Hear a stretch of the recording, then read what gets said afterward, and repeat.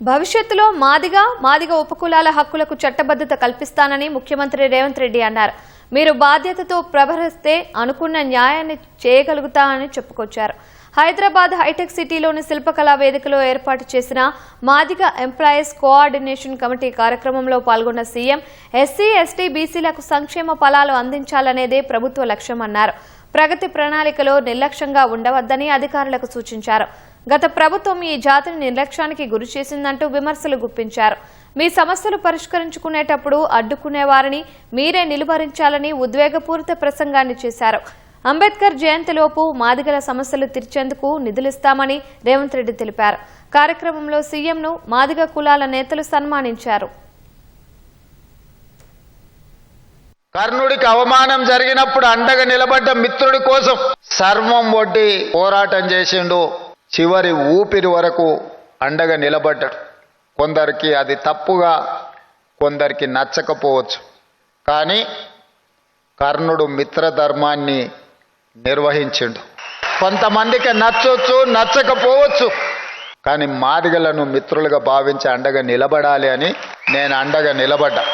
యుద్ధంలో దిగినప్పుడు న్యాయబద్ధమైన బలహీనుల కోసం నిలబడే గొప్ప లక్షణం ఉన్నవాడు బార్బరికుడు.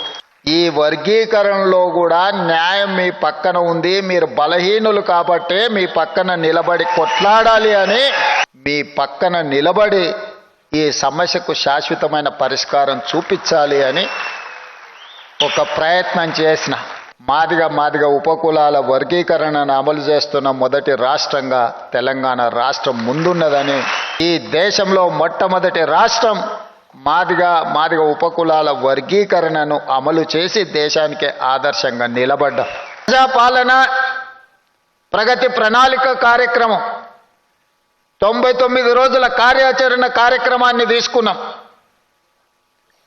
ప్రభుత్వం వచ్చిన తర్వాత రేషన్ కార్డులు ఇచ్చినాం, సన్నబియ్యం ఇచ్చినాం, ఇందిరమ్మ ఇండ్లు ఇచ్చినాం, 200 యూనిట్లు ఉచిత కరెంట్ ఇచ్చినాం, ఆడబిడ్డలకు బస్సులో ఉచిత ప్రయాణం ఇచ్చినాం, రైతు రుణమాఫీ చేసినాం, రైతు భరోసా అమలు చేసినాం.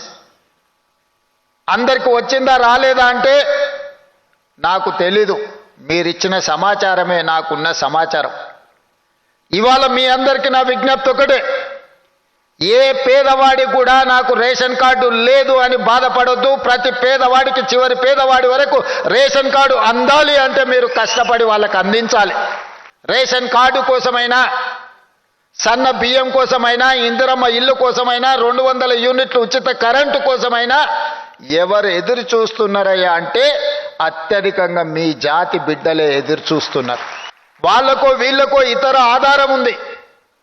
ఏ ఆధారం లేని జాతి ఈరోజు ఇంకా సమాజంలో అత్యంత వెనుకబాటుతనాన్ని అనుభవిస్తున్నది మీ జాతి. మీరు బాధ్యతతో వ్యవహరిస్తే వాళ్లకు న్యాయం జరుగుతుంది. 99 రోజులు ఒక దీక్షలాగా చేస్తే మీ జాతికి ప్రత్యక్షంగా పరోక్షంగా మీరు మేలు చేసిన వాళ్ళు అవుతారు. ఈ ప్రగతి ప్రణాళికలో ఏ ఒక్క రోజు కూడా నిర్లక్ష్యంగా ఉండకండి. మీ ఒక్కరోజు నిర్లక్ష్యం ఒక 10 దళిత కుటుంబాలకు న్యాయం జరగకపోవచ్చు.